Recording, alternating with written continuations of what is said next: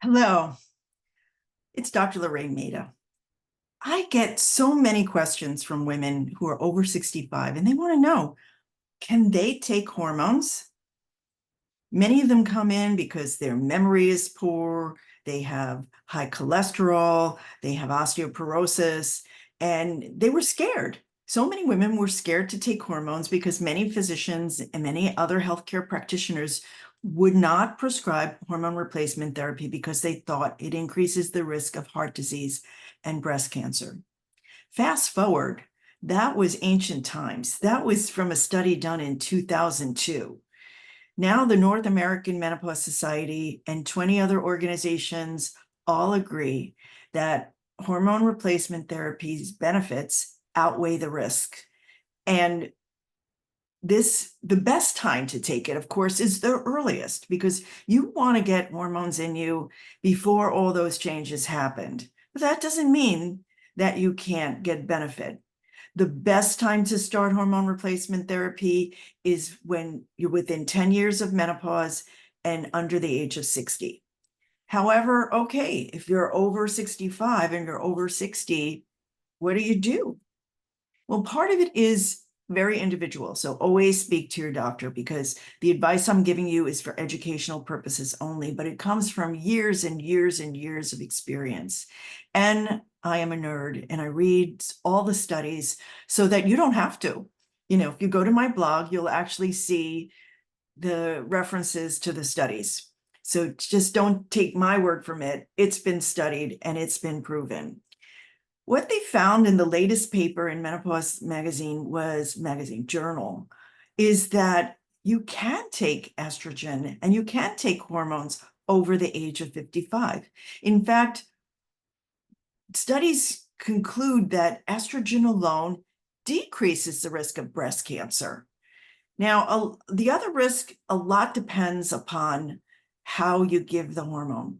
If you take it by mouth, orally, it goes through the liver makes clotting factors, and then you get an increased risk of clots. Clots break off and they can cause heart attack or stroke.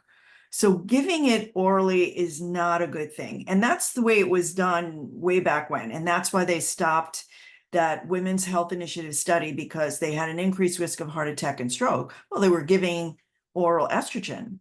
Now, those studies have shown that giving estrogen transdermally, meaning through the skin, the risk of clots is negligible.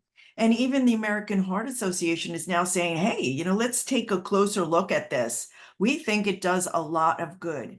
It can decrease your calcium score, decrease calcifications of the arteries, decrease blood pressure, decrease lipids. It can preserve your heart and blood vessels to a great extent. Of course, they want to study it. In medicine, it takes 10 to 20 years to change any opinion, but you don't have that time. So the thing is, what you may want to do is discover if HRT, hormone replacement therapy, is right for you.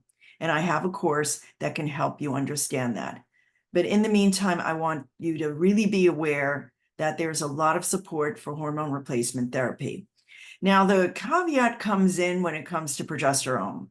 So no one, for sure, the studies indicate that micronized or natural bioidentical progesterone is safer than the synthetic progesterone. Synthetic progesterone did increase the risk of cardiovascular disease, slightly. It wasn't astronomical, but you don't want to be the statistic.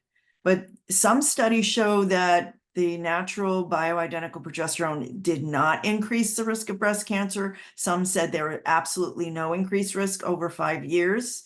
And then others say there is a slight increased risk after 5 years. So these are nuanced, and this has to be studied a lot more. But can you take hormone replacement therapy after 65? Well, other studies say that you can continue it beyond age 65, and there's no contraindication to taking it after the age of 65. What you do have to know is that the type you take and the way you administer it, orally or transdermally, is going to matter. Estrogen is through the skin, progesterone is orally. Generally, sometimes we need to change the formulation for an individual. But the studies do show that you can get some benefit. And I do know my colleagues who deal with dementia and brain trauma, they do give hormone replacement after the age of 65. I have given women after the age of 65 hormone replacement therapy. You have to manage your expectations. Change is going to be slower. So if your arteries are already hard, your brain is not functioning quite as well, and your bones are thin, it's going to take time to reverse that. And it's not going to be hormones alone. Lifestyle factors, what you eat, what you drink, how much you sleep, how much you exercise, the stress you're under, the toxins you're exposed to are all going to affect your hormones, and they're all going to affect your overall health. So how much you're going to be changed by hormone replacement therapy is often dependent upon your lifestyle, your other risk factors, and how much you put into it, because what you put into your health is what you're going to get out of it. And I want to help you. You don't want to wait any longer. The time to do something is now. Making no decision is a decision, and it can only put off what you in your heart of heart know that you need to do. If you're considering hormone replacement therapy, I urge you to take the course, Is HRT for You? I have the link in the show notes.